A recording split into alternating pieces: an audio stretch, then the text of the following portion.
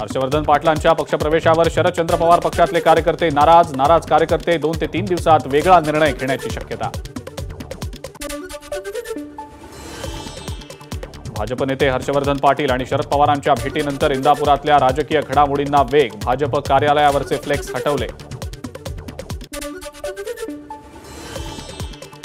राहुल गांधी आजपासून 2 दिवस कोल्हापूर दौऱ्यावर। छत्रपती शिवाजी महाराजांच्या पूर्णाकृती पुतळ्याचं अनावरण करणार।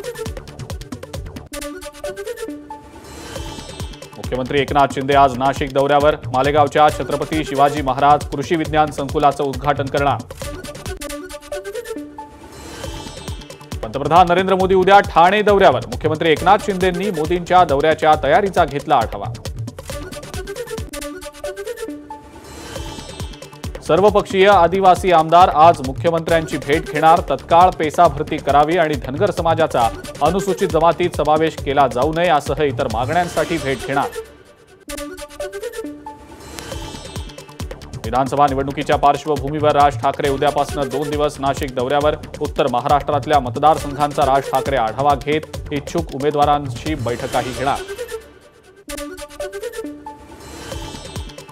एमआयएमचा महाविकास आघाडीतल्या राष्ट्रवादी आणि काँग्रेसला प्रस्तावात राज्यातील 28 मतदारसंघांची यादी। 10 सप्टेंबरला प्रस्ताव दिला। मुंबईत बैठकाही झाल्या। इम्तियाज जलील यांचा दावा। कुणी काय प्रस्ताव दिला हे प्रदेशाध्यक्ष पाहतात। एमआयएमच्या प्रस्तावाबाबत मला माहिती नाही। शरद पवारांची प्रतिक्रिया। आघाडीमध्ये आधीच भरपूर पक्ष झालेत। नव्या पक्षाला 288 मध्ये जागा देणं शिवसेनेला कठीण दिसतंय।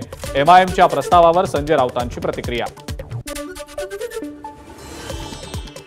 छत्रपती संभाजी महाराजांचा अपमान केल्याप्रकरणी माजी खासदार इम्तियाज जलील यांच्या विरोधात गुन्हा दाखल। जालन्यातल्या बदनापूर पोलीस ठाण्यात गुन्हा दाखल। आरक्षणाची मर्यादा 50% वरून 75% वाढवा। शरद पवारांची सांगलीतल्या पत्रकार परिषदेत मागणी। ज्यांना आरक्षण मिळालं नाही त्यांना वाढीव 25% आरक्षण मिळेल, पवारांचं वक्तव्य। लाडकी बहीण योजनेवर बंदी आणण्याची हायकोर्टात मागणी। नागपूर खंडपीठाची राज्य सरकारला नोटीस। 23 ऑक्टोबरपर्यंत नोटिशीला उत्तर देण्याचे खंडपीठाचे आदेश। लाडकी बहीण योजनेमुळे इतर योजनांच्या निधीवर परिणाम। इतर योजनांचा निधी लाडकी बहीण योजनेकडे जात असल्यानं सरकारच्या अन्य योजना थंडावल्या। शरद पवारांचं वक्तव्य। निवडणुकीच्या कामाला शिक्षकांचा विरोध। परीक्षा काळात अतिरिक्त काम लागतं अशी तक्रार। इतर शासकीय कर्मचारी आणि बेरोजगार तरुणांना निवडणुकीच्या कामाला लावण्याची शिक्षक संघटनांची मागणी। राजापूर लांजा विधानसभेच्या जागेवरनं काँग्रेस आणि ठाकरे गटात रस्सीखेच। राजापूरमध्ये सांगली पॅटर्न राबवणार। लांजा राजापूर मतदारसंघात अविनाश लाड आमदार होतील। काँग्रेसच्या तालुकाध्यक्षांचं भाकीत। मला संपू नका, मी संपलो तर तुम्ही कसे राहाल। माजी खासदार अशोक चव्हाणांचा विरोधकांना सवाल।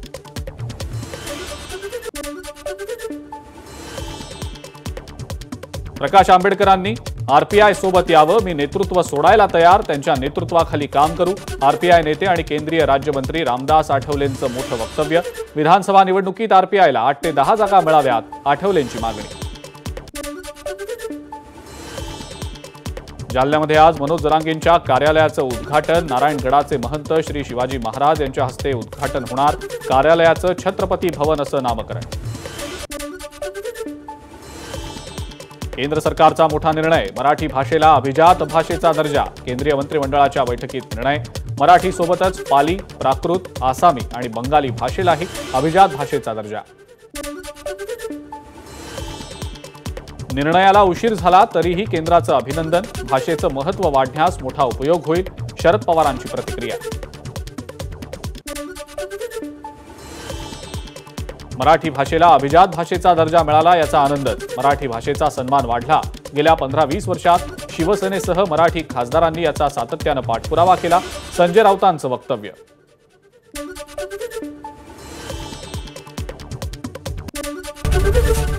एबीपी माझा, उघडा डोळे बघा नीट।